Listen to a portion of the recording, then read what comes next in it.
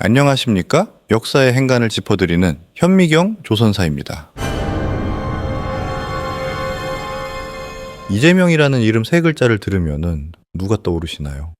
아마 10중 8구는 뉴스에 매일 나오는 그 분을 떠올리실 겁니다. 당연합니다. 하지만 오늘 제가 꺼낼 이름은 그분이 아닙니다. 100년 전 똑같은 이름을 가졌던 22살 청년의 이야기입니다. 여러분은 명동 성당을 아실 겁니다. 서울의 상징이자 낭만적인 데이트 코스죠. 그런데 혹시 아십니까? 우리가 무심코 밟고 지나가는 그 성당 앞 보도블록 아래에 100년 전 한 청년이 쏟아낸 뜨거운 피가 스며들어 있다는 사실을 말입니다. 1909년의 겨울, 조선은 죽어가고 있었습니다. 총 한 발 쏘지 못하고 나라를 팔아먹은 매국노 이완용. 그는 나라를 판 대가로 왕보다 더한 권력을 휘두르며 호의호식하고 있었죠. 백성들은 뒤에서 저 인간이 나라를 팔았다 며 이를 갈았지만 감히 그 서슬 펄은 권력 앞에 나서는 이는 없었습니다. 그때 한 청년이 칼을 품었습니다. 이재명. 그는 원래 칼잡이가 아니었습니다. 그저 먹고 사는 걱정을 하고 세금에 분노하던 평범한 청년이었습니다. 하지만 그는 알았습니다. 아무도 하지 않으면 아무 일도 일어나지 않는다. 그래서 그는 평범한 삶을 버리고 스스로 자객이 되기로 결심합니다. 1909년 12월 명동성당 앞 벨기에 국왕 추도식에 참석한 이완용이 모습을 드러낸 그 순간 역사는 바뀌었습니다. 역사책은 이 사건을 실패한 암살이라고 기록합니다. 이완용이 그날 현장에서 즉사하지 않았으니까요. 하지만 과연 그럴까요? 그날 이재명의 칼끝은 실패하지 않았습니다. 단번에 숨통을 끊는 자비로운 죽음 대신 무려 17년 동안 매국노의 패를 썩게 만들며 그를 천천히 아주 고통스럽게 죽여갔으니까요. 이완용을 늙어 죽게 내버려 두지 않았던 청년 이재명. 우리가 몰랐던 그의 진짜 복수극이 지금 시작됩니다. 1904년 하와이의 태양은 뜨거웠습니다. 가스물이 된 청년 이재명의 피부는 구릿빛으로 그을려 있었습니다. 그는 사탕수수밭에서 하루 10시간씩 낫지를 하는 노동자였습니다. 고된 노동이었지만 그는 절망하지 않았습니다. 오히려 그의 눈은 태평양 건너 새로운 세상을 향해 반짝이고 있었습니다. 그는 조선에서 태어났지만 조선의 낡은 관습에 얽매이지 않은 사람이었습니다. 일찍이 기독교를 받아들여 평등 사상의 눈을 떴고 넓은 세상을 배우겠다며 자진해서 이민선에 올랐던 깨어있는 청년이었습니다. 그는 미국 본토인 캘리포니아로 넘어가 공부를 계속했습니다. 그곳에서 그는 민주주의가 무엇인지 주권이 있는 나라의 국민이 얼마나 당당한지 목격했습니다. 그의 꿈은 소박했을지도 모릅니다. 열심히 일해서 돈을 벌고 공부해서 지식을 쌓아 언젠가 고국으로 돌아가 교육자가 되거나 사업가가 되는 것. 그것은 당시 꿈을 찾아 떠난 수많은 조선 청년들의 공통된 희망이기도 했습니다. 하지만 바다 건너 들려오는 고국의 소식은 그 소박한 꿈조차 사치로 만들어버렸습니다. 조선이 망했다. 이완용이 나라를 일본에 팔아넘겼다. 1905년 을사늑약, 그리고 1907년 정미칠조약. 들려오는 소식은 하나같이 비보였습니다. 나라의 군대가 해산되고 고종 황제가 강제로 퇴위당했다는 소식에 이재명은 피가 거꾸로 솟는 것을 느꼈습니다. 캘리포니아의 햇살 아래서 그는 전율했습니다. 내가 여기서 영어를 배우고 돈을 버는 것이 무슨 소용인가? 돌아갈 나라가 없는데 내가 조선인임을 증명할 땅이 사라지고 있는데 가장 위험한 사람은 잃을 게 없는 사람이 아닙니다. 지키고 싶은 평범한 일상이 무너진 사람, 그 평범함을 되찾기 위해 모든 것을 건 사람이 가장 무서운 법입니다. 이재명은 결심했습니다. 돌아가자. 가서 저 더러운 도적 떼들을 내 손으로 청소하자. 1907년 10월 그는 귀국선을 탔습니다. 남들은 살기 위해 미국으로 도망치던 때에 그는 죽음이 기다리는 조선으로 제 발로 걸어 들어간 것입니다. 돌아온 조국은 참담했습니다. 거리는 일본 순사들의 군화 소리로 가득했고 백성들의 눈에는 생기가 없었습니다. 하지만 그 절망의 거리 한복판에서도 호의호식하며 기름진 얼굴로 웃고 떠드는 자들이 있었습니다. 바로 친일파들, 그리고 그들의 우두머리 이완용이었습니다. 이재명은 곧바로 행동에 나섰습니다. 처음 그의 목표는 이완용이 아니었습니다. 조선 침략의 원흉 이토 히로부미였습니다. 1909년 1월 순종 황제가 평양을 순시할 때 이토 히로부미가 동행한다는 정보를 입수했습니다. 이재명은 동지들과 함께 평양역에서 그를 기다렸습니다. 품 안에는 권총과 칼이 있었습니다. 이토가 기차에서 내리는 순간 쏴버릴 작정이었습니다. 하지만 운명은 얄궂었습니다. 거사 직전 도산 안창호 선생이 그를 급히 말렸습니다. 안 된다. 지금 쏘면 옆에 계신 순종 황제께서 다치실 수 있다. 황제의 안전이 우선이다. 이재명은 입술을 깨물며 물러섰습니다. 눈앞에서 원수를 보내야 했던 그날의 분노는 그의 가슴 속에 불덩이가 되어 남았습니다. 그리고 얼마 후 안중근 의사가 해올빈에서 이토, 히로부미를 처단했다는 소식이 들려왔습니다. 이재명은 무릎을 쳤습니다. 이토는 안중근 형님이 해치웠다. 그렇다면 나는 누구를 잡아야 하는가? 그의 시선은 밖이 아닌 안으로 향했습니다. 밖에서 들어온 도둑보다 더 나쁜 놈은 그 도둑에게 문을 열어준 집안의 배신자입니다. 이토 히로부미가 조선을 침략한 적장이라면 이완용은 그 적장에게 안방을 내어준 매국노였습니다. 그래, 내 몫은 이완용이다. 민족의 반역자를 처단하는 것이 적장을 죽이는 것보다 더 시급하다. 그는 다시 칼을 갈았습니다. 이번에는 권총 대신 확실한 칼을 선택했습니다. 총은 빗나갈 수 있지만 칼은 내 심장이 적의 심장에 닿을 만큼 가까이 다가가야만 꽂을 수 있는 무기입니다.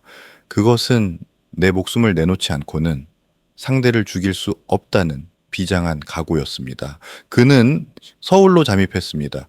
그리고 이완용의 동선을 파악하기 시작했습니다. 군밤 장수로 인력 적군으로 위장해 명동 거리를 서성였습니다. 추위와 배고픔은 문제가 되지 않았습니다. 오직 단 하나, 그놈의 심장에 칼을 꽂는 상상만이 그를 버티게 했습니다. 평범했던 노동자 이재명, 하와이의 태양 아래서 꿈을 꾸던 청년은 이제 없습니다. 대신 그 자리에는 조국의 수치를 씻기 위해 스스로 인간 흉기가 되기를 자처한 암살자 이재명만이 남아있을 뿐입니다. 그리고 마침내 1909년 12월 22일 역사가 그를 부르는 소리가 들려왔습니다. 준비되었는가? 이재명. 1909년 12월 22일 1년 중 밤이 가장 길다는 동지였습니다. 하지만 그날 조선의 밤은 단순히 해가 져서 어두운 것이 아니었습니다. 희망이라는 불빛이 꺼져버린 칠흑 같은 어둠이었습니다. 서울의 명동, 당시에는 종현이라고 불리던 그 거리에는 칼날 같은 겨울바람이 불고 있었습니다. 살을 애는 듯한 추위였지만 명동 성당 앞은 아침부터 수많은 인파로 북적였습니다. 벨기에 국왕 러폴 2세의 추도식이 열리는 날이었기 때문입니다. 아이러니하지 않습니까? 자신의 나라 황제는 강제로 퇴위시키고 군대마저 해산시킨 자들이 얼굴 한번 본 적 없는 먼 이국 땅 왕의 죽음은 이토록 성대하게 기린다는 사실이 말입니다. 그 기괴한 추도식의 맨 앞줄 가장 상석에는 이완용이 앉아 있었습니다. 이완용. 그는 단순한 총리 대신이 아니었습니다. 그는 걸어다니는 재앙이자 살아있는 치욕이었습니다. 1905년 을사늑약 때 나라의 외교권을 팔아먹은 을사오적계 우두머리. 1907년 정미칠 조약 때는 고종 황제를 협박해 왕위에서 끌어내린 희대의 폐류나 그 대가로 그는 일본으로부터 백작 자귀를 받았고 막대한 은사금을 챙겨 조선 최고의 부자가 되었습니다. 백성들이 굶주려 흙을 파먹을 때 그는 일본산 비단 옷을 입고 기름진 고기를 씹었습니다. 백성들이 일본 순사의 칼에 맞아 피를 흘릴 때 그는 화려한 인력거 위에서 세상을 내려다보았습니다. 그는 믿었습니다. 일본이라는 거대한 뒷배가 있는 한 자신은 영원히 안전할 것이라고, 감히 조센징 따위가 자신을 건드릴 수 없을 것이라고 말입니다. 하지만 그는 몰랐습니다. 그 화려한 성당 밖 웅성거리는 군중 틈바구니 속에 늑대처럼 빛나는 눈으로 자신을 노리고 있는 한 청년이 있다는 사실을 말입니다. 성당 밖 군밤 장수 행사액을 한 청년이 있었습니다. 낡고 허름한 옷을 겹겹이 껴입은 그는 추위에 몸을 떠는 척했지만 사실 그의 몸이 떨리는 이유는 추위 때문이 아니었습니다. 그의 외투 안주머니, 심장과 가장 가까운 곳에는 날카롭게 갈아낸 비수한 자루가 숨겨져 있었습니다. 이재명. 그는 새벽부터 이곳에서 기다렸습니다. 손발이 얼어붙는 추위 속에서도 그는 배고픔조차 느끼지 못했습니다. 그의 머릿속은 온통 한 가지 생각뿐이었습니다. 오늘이다. 오늘 저 성당 문이 열리면 조선의 운명도 다시 열린다. 그는 명동 성당의 붉은 벽돌을 올려다 보았습니다. 하느님을 모시는 신성한 곳에 나라를 판 악마가 앉아 기도하고 있는 현실. 이재명은 주먹을 꽉 쥐었습니다. 손톱이 살을 파고들었지만 아픔은 느껴지지 않았습니다. 주변에는 일본 순사들이 쫙 깔려 있었습니다. 매국노의 목숨이 얼마나 귀한지 호위 병력만 수십 명이었습니다. 저 삼엄한 경비를 뚫고 인력거까지 다가가는 것은 불가능해 보였습니다. 만약 실패한다면 그 자리에서 개죽음을 당할 수도 있었습니다. 아니, 잡혀서 끔찍한 고문을 당하다 죽을 확률이 더 높았습니다. 22살. 죽기에는 너무나 아까운 나이. 사랑하는 여인을 만나 가정을 꾸리고 늙으신 부모님을 모시며 오순도순 살고 싶은 평범한 욕망이 왜 없었겠습니까? 하지만 그는 자신의 청춘을, 그 평범한 행복을 기꺼이 제물로 바치기로 했습니다. 나 하나 죽어 2천만 동포가 살 수 있다면 그것이야말로 남는 장사가 아니겠는가. 오전 11시 30분경 드디어 굳게 닫혀있던 성당의 문이 열렸습니다. 웅장한 파이프 오르간 소리와 함께 검은 양복을 입은 고관 대작들이 쏟아져 나왔습니다. 군중이 술렁이기 시작했습니다. 나왔다! 이완용이다! 사람들의 웅성거림 속에 저 멀리서 이완용이 모습을 드러냈습니다. 득의양양한 표정, 거만한 걸음걸이. 그는 마치 개선 장군처럼 계단을 내려와 대기하고 있던 인력거에 몸을 실으려 했습니다. 순간 이재명의 시간이 멈췄습니다. 주변의 소음이 사라지고 오직 이완용의 심장 박동 소리만이 들리는 듯 했습니다. 그는 숨을 깊게 들이마셨습니다. 차가운 겨울 공기가 폐부 깊숙이 들어와 뜨거운 심장을 식혔습니다. 지금이다. 그는 옷 속에 넣어두었던 손으로 비수의 차가운 손잡이를 움켜쥐었습니다. 더 이상 망설임은 없었습니다. 군중 속에 숨어있던 호랑이가 마침내 이빨을 드러내는 순간이었습니다. 역사가 바뀌는 시간은 그리 길지 않았습니다. 몇 초, 그 짧은 찰나가 조선의 100년을 결정지을 것입니다. 이재명은 발을 내디뎠습니다. 그의 발자국 하나하나가 눈 덮인 명동 바닥에 깊게 새겨졌습니다. 그것은 죽음을 향해 걸어가는 길이 아니라 영원히 사는 길로 들어서는 첫걸음이었습니다. 인력거의 바퀴가 구르기 시작했습니다. 그것은 매국노가 또다시 살아서 제 집으로 돌아간다는 신호였습니다. 이재명은 더 이상 기다릴 수 없었습니다. 그는 군중을 헤치고 앞으로 튀어나갔습니다. 이때 그는 아주 기지 넘치는 행동을 합니다. 무작정 달려들면 호위하던 일본 순사들에게 바로 제압당할 게 뻔했기 때문입니다. 그는 군중 속에서 큰 소리로 외쳤습니다. 강도다. 저기 강도 잡아라. 순간 삼엄하게 경비를 서던 일본 순사들의 시선이 엉뚱한 곳으로 쏠렸습니다. 경호가 아니라 치안으로 본능적인 시선이 분산된 그 찰나의 틈. 이재명에게는 그 1초가 영원과도 같은 기회였습니다. 그는 번개처럼 인력거를 향해 몸을 날렸습니다. 마치 굶주린 맹수가 먹잇감을 낚아채듯 그의 움직임에는 망설임이 없었습니다. 인력거를 끌던 인력거꾼 박원문이 놀라서 막아섰지만 이재명의 칼은 이미 허공을 가르고 있었습니다. 첫 번째 칼날. 비수는 이완용을 보호하려던 인력거꾼의 가슴을 스치고 지나갔습니다. 역사적으로 가장 안타까운 장면 중 하나입니다. 훗날 이재명 의사는 법정에서 나와 같은 동포를 해칠 생각은 추호도 없었다며 인력거꾼의 죽음을 진심으로 애통해 했습니다. 하지만 그 순간은 생과 사가 엇갈리는 전쟁터였습니다. 멈출 수 없었습니다. 이재명은 인력거 위로 뛰어올랐습니다. 그토록 죽이고 싶었던, 아니 죽여야만 했던 이완용의 공포에 질린 비겁한 얼굴이 그의 눈에 들어왔습니다. 나라를 팔아먹을 때는 그렇게 당당하던 자가 죽음 앞에서는 비루한 짐승처럼 떨고 있었습니다. 네가 이완용이냐? 이재명의 손에 들린 칼이 이완용의 어깨를 찔렀습니다. 억 하는 비명소리가 명동 거리를 찢어 놓았습니다. 하지만 이재명은 멈추지 않았습니다. 어깨는 치명상이 아니었습니다. 그는 숨통을 끊어야 했습니다. 두 번째 칼날. 이재명은 인력거 안에서 이완용과 뒤엉킨 채 그의 허리춤을 향해 다시 칼을 꽂았습니다. 정확히 오른쪽 폐를 관통하는 일격이었습니다. 피가 분수처럼 솟구쳐 이재명의 얼굴과 명동의 눈밭을 붉게 물들였습니다. 대한독립 만세. 이완용이 피를 토하며 인력거 아래로 굴러떨어졌습니다. 그제야 정신을 차린 일본 순사들이 군도를 뽑아들고 달려들었습니다. 이재명은 도망치지 않았습니다. 아니, 도망칠 생각이 없었습니다. 그는 순사들이 휘두르는 칼의 허벅지를 찔리면서도 끝까지 저항했습니다. 피투성이가 된 채 바닥에 쓰러진 이재명. 순사들이 그를 짓누르고 포박하려 하자 그는 고통스러운 와중에도 고개를 쳐들고 주위에 모여든 수천 명의 구경꾼을 향해 사자후를 토해냈습니다. 여러분, 내가 저 더러운 매국노 놈을 처단했다.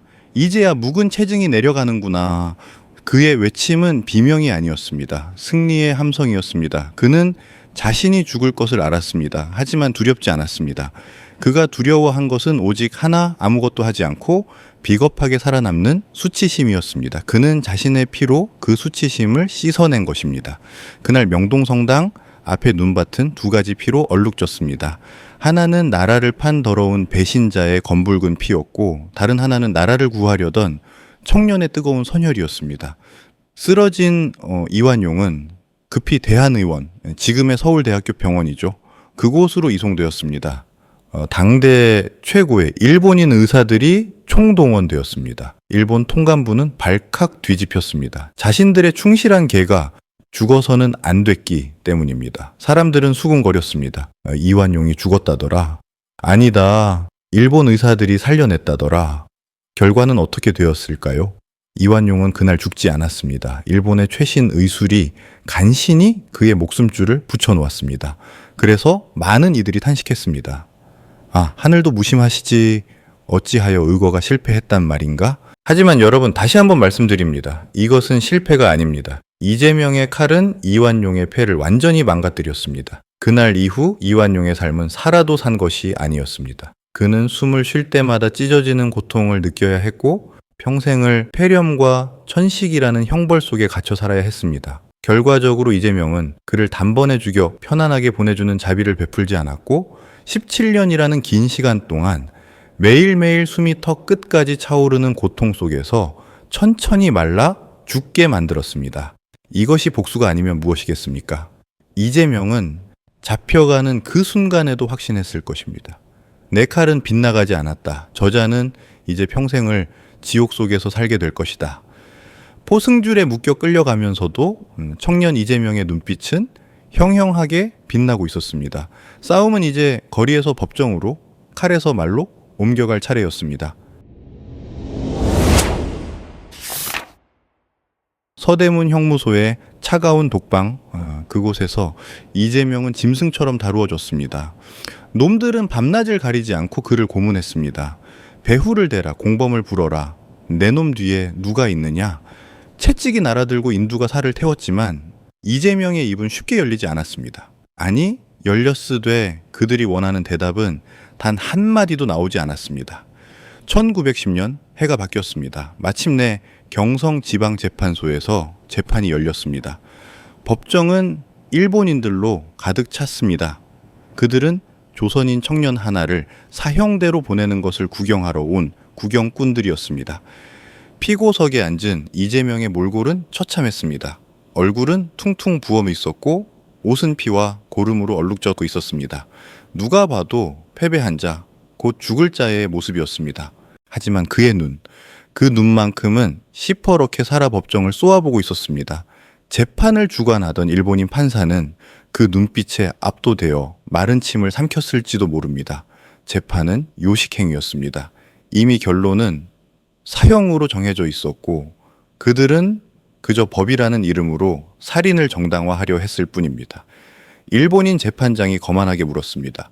피고는 어찌하여 총리 대신을 헤아려 했는가? 너와 같은 흉한 자가 혼자 일을 벌였을 리 없다. 내 뒤에 숨은 공범이 누구냐? 법정에 정적이 흘렀습니다. 모두가 이재명의 입만 바라보았습니다. 숨어있는 조직의 이름이 나올까? 아니면 겁에 질려 살려달라고 애원할까?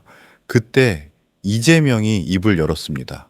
그의 목소리는 조금도 떨리지 않았습니다. 공범? 내 놈들이 나의 공범을 알고 싶은가? 그는 잠시 숨을 고르더니 법정이 떠나가라 외쳤습니다. 나의 공범은 2천만, 우리 동포 모두다. 만약 우리 동포들이 도와주지 않았다면 내가 어떻게 여기까지 올 수 있었겠느냐. 재판장은 당황했습니다. 고작 몇 명의 이름을 댈 줄 알았는데 조선 전체를 공범으로 지목하다니요. 이것은 자신이 한 개인의 테러리스트가 아니라 조선 민족 전체의 분노를 대변하는 대표 선수임을 선언한 것입니다. 이재명은 멈추지 않았습니다. 그는 피고인이기를 거부했습니다. 그 순간 그는 검사가 되었고 재판장이 되었습니다. 나는 흉행을 저지른 것이 아니다. 나는 적개를 처단하려 했을 뿐이다. 내 칼이 심판하려던 자의 죄를 들어보아라. 그는 그 자리에서 이완용의 죄목 8가지를 조목조목 읊어 내려갔습니다. 첫째, 을사늑약을 체결하여 나라의 외교권을 팔아먹은 죄. 둘째, 고종 황제를 협박하여 강제로 퇴위시킨 죄. 셋째, 정미칠 조약을 체결하여 군대를 해산시킨 죄. 넷째, 나라의 살림과 이권을 일본에 넘긴 죄. 하나하나가 구구절절 옳은 말이었습니다. 방청석에 있던 일본인들조차 그 기세에 눌려 숨소리조차 내지 못했습니다. 판사는 서둘러 재판을 마무리하려 했습니다. 이 재판이 길어질수록 부끄러워지는 것은 이재명이 아니라 일본 제국주의와 그 앞잡이들이었기 때문입니다. 1910년 5월 18일 운명의 판결날이 밝았습니다. 판사는 종이에 적힌 판결문을 기계적으로 읽어 내려갔습니다. 피고 이재명에게 사형을 선고한다. 사형, 23살 청년에게 세상과의 작별을 고하는 잔인한 선고였습니다. 보통 사람이라면 그 자리에서 다리가 풀려 주저앉거나 억울하다며 울부짖었을 것입니다.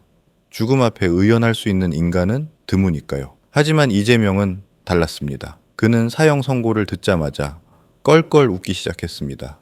미친 사람의 웃음이 아니었습니다. 승리자의 웃음, 비겁한 무리를 비웃는 호탕한 웃음이었습니다. 하하하, 사형이라고? 고작 그것뿐이냐? 법정은 찬물을 끼얹은 듯 조용해졌습니다. 죽음을 선고받은 자가 웃고 있다니 일본인 판사는 공포감마저 느꼈을 것입니다.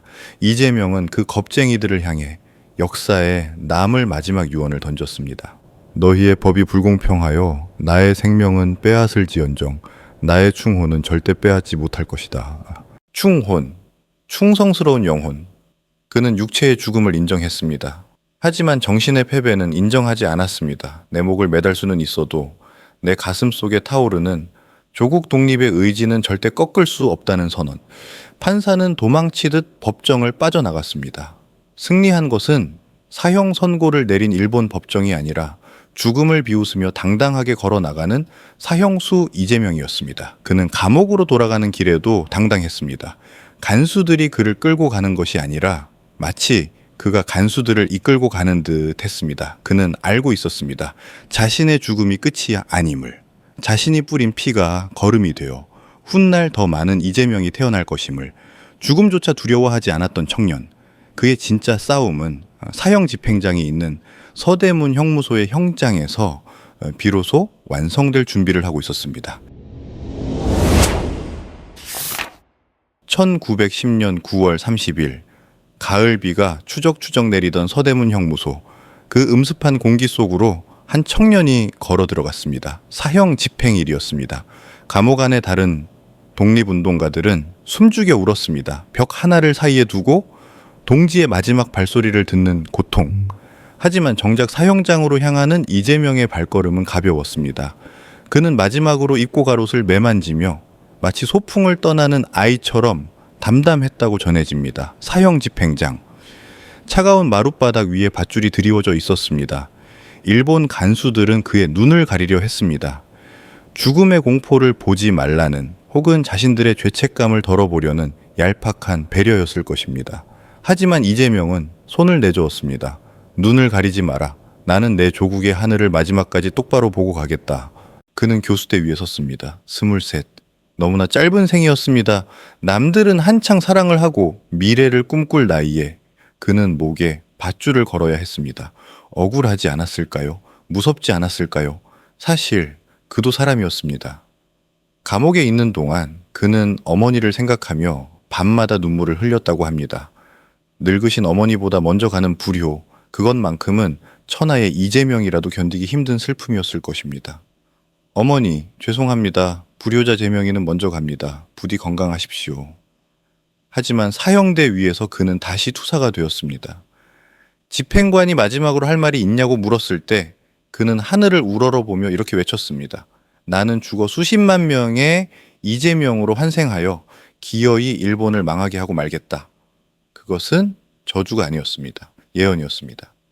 자신의 육신은 여기서 죽어 흙으로 돌아가지만 자신의 정신은 민들레 홀씨처럼 흩어져 조선 팔도 수천수만 청년들의 가슴에 심어질 것이라는 확신이었습니다. 바닥이 꺼지고 밧줄이 팽팽해졌습니다. 그렇게 조선의 별 하나가 졌습니다. 1910년 경술국치로 나라가 완전히 망한 지 불과 한 달 뒤의 일이었습니다. 그는 망국의 한을 품은 채 눈을 감았습니다. 사람들은 말했습니다.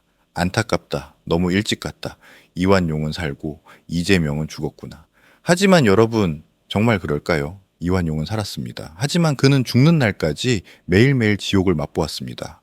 이재명이 폐에 남겨준 칼자국은 그가 숨을 쉴 때마다 너는 매국노다, 너는 죄인이다 라고 외치며 그를 괴롭혔습니다.